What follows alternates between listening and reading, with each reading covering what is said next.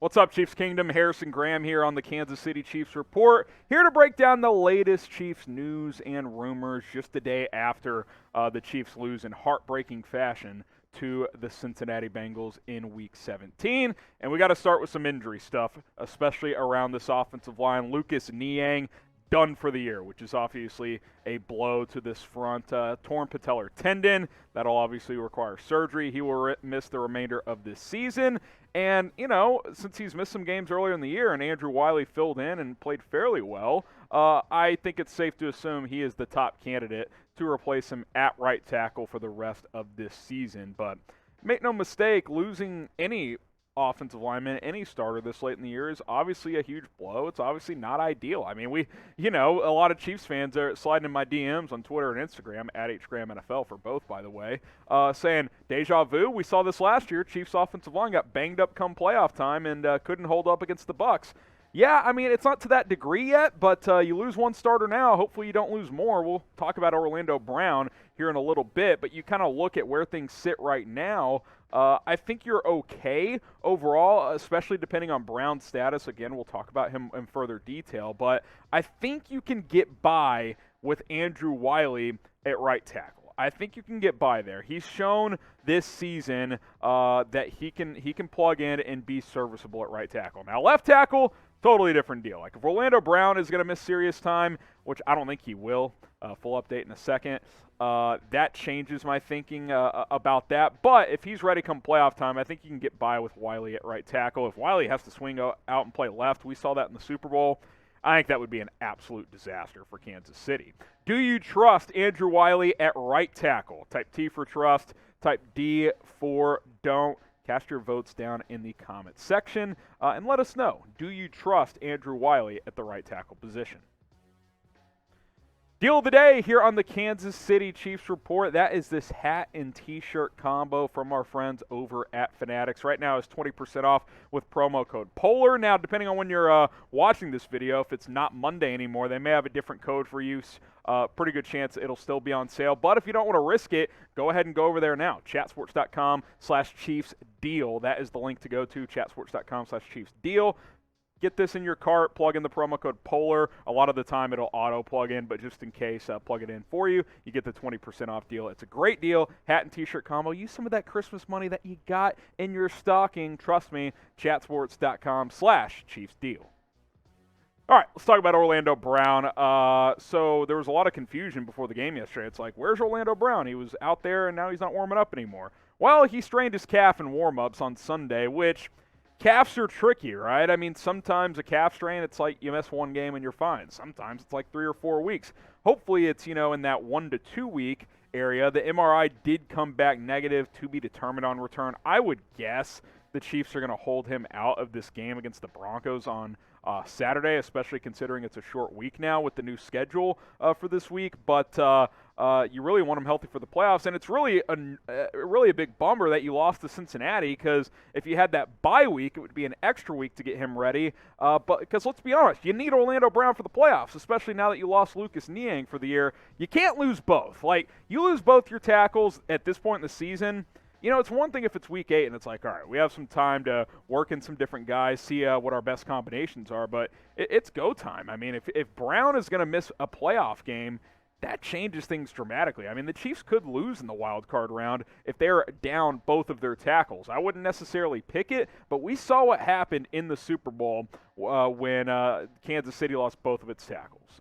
Eric Fisher and Mitchell Schwartz was down as well, obviously.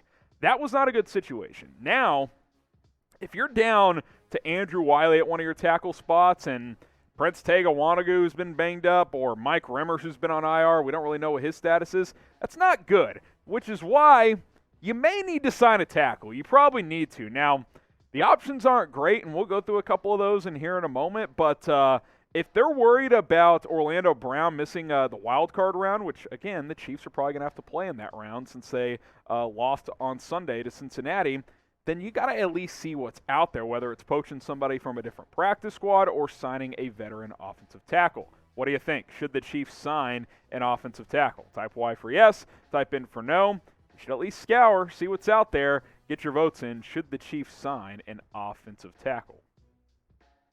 if they don't, you kind of look at this as your internal options. Again, Andrew Wiley, but he's already kind of in there with Lucas Niang out. Kyle Long, I mean, is he ready to play tackle after not playing in a game in 2 years, which, by the way, he played most of his career at guard with Chicago? I don't know. Mike Rimmers has been on IR for several weeks. I don't know what his status is. Prince Tega Wanagoo, he's been banged up, and he hasn't been that good in his career when he has played as a former sixth-round pick with the Philadelphia Eagles. So it's thin pickings, if we're being completely honest. Now, a lot of you guys are probably, what about Mitchell Schwartz? What about Chef Schwartz, who was an all-pro for this team and, isn't on a roster? So let's talk about him. He tweeted out, for those asking, yes, I am in shape. Round is a shape, basically making fun of himself. He tweeted this: contract demands, free barbecue in Kansas City for life, no weigh-ins during the rest of the year. Basically saying, doesn't matter what his weight is. Chiefs buy my old house for $500,000 more than market value. Number 4, private jet privileges for Cupcake and Pumpkins for 5 years. Cupcake and Pumpkin for 5 years. He's not in shape. I mean, that's what he's telling you, right? Like, maybe he decides to return to football next year, but he can't play right now. It's not the case. He's been rehabbing, and clearly he's just, he hasn't been worried about returning to football this year. I think he's taken this year to kind of decide what he wants to do with his future. So a couple other names that are out there. Again, it's fair to question if these guys are in shape. Russell Okung, good player for a long time, mostly at left tackle, but you would think he could play some right. Hasn't played this year. I don't know. In his last 2 years with Carolina, had a lot of injury problems. Rick Wagner hasn't played this year. Decent tackle with the Packers for a few years. But, I mean, I'm at least calling their agents being like, hey, is Russ in shape? Rick in shape? If they are, let's work them out. Let's see what's what and see if they can come in and at least give you some depth, be an option, because with Lucas Niang out and potentially Orlando Brown missing time, again, with an MRI being negative, I'm optimistic there, but I think there's real questions for concern about the offensive tackle position. Subscribe to the Chiefs Report. We will have the latest Chiefs news, rumors like we always do, game previews, playoff coverage, which is about to be here, then more videos in the offseason as well, free agency and draft. But the time is now because the playoffs are upon us. So subscribe. Don't miss any of our coverage here at the Kansas City Chiefs Report. We will continue to plug out videos. Okay, let's talk Darrel Williams. How about re-signing the running back? I've seen this float out there. And look, coming off a strong game, he was solid against Cincinnati, had a couple of touchdowns. And he's done well really for the second year in a row. When Clyde Edwards-Helaire goes down, the Chiefs don't really miss a beat. And there's certain things Darrel Williams actually does better than CEH, in my opinion. And he is set to be a free agent after this year. So, I mean, he's a guy you're going to have to decide on, right? You're not going to be able to pay very big money to D-Dub, but let's be honest. He's been very reliable. He's been healthy. He's been productive. And, while Clyde Edwards-Helaire has played better when he's played this year, he's been hurt twice now.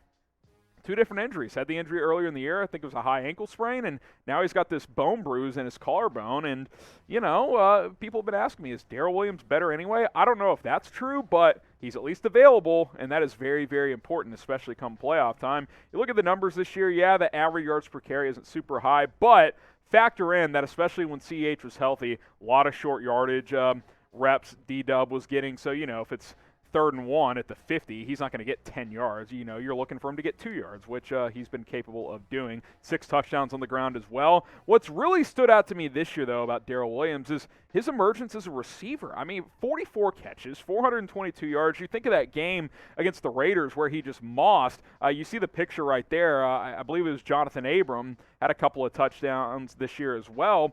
That's been a nice little bonus for this offense, his impact as a receiving back for Darrel Williams. I've been really impressed that he's been able to have that impact as a receiver as well. So,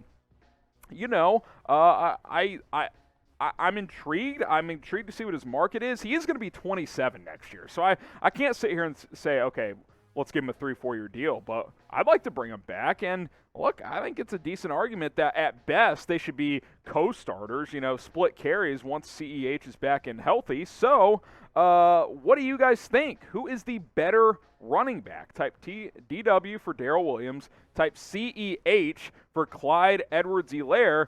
I want to hear it from you guys. Better running back, Darrel Williams or Clyde Edwards-Helaire?